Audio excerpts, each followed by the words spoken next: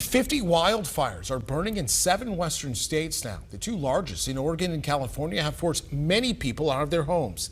CBS News correspondent Lily Luciano has more from California.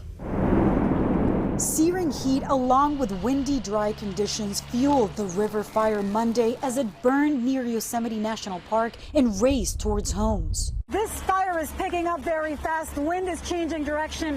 As you can see, the crews are trying to stop the flames from jumping over.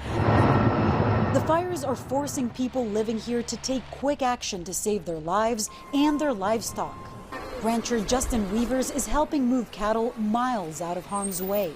We're dealing with the 3rd back-to-back heat wave.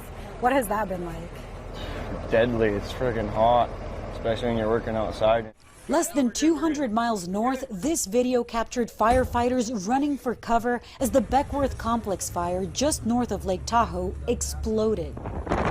The blaze, ignited by lightning, is California's largest fire so far this year.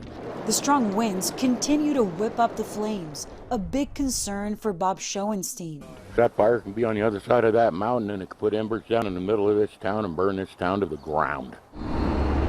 The fires are erupting as record temperatures have been seen across the West, a trend experts have attributed to climate change. Unless we as a society make drastic changes, this is better than, it's never going to get cooler. It's hard to take that reality in, but that's the truth.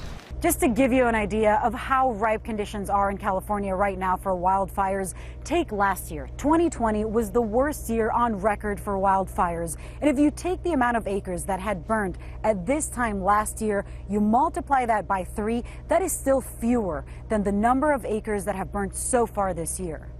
Lilia Luciano, CBS News, Ahwahnee, California.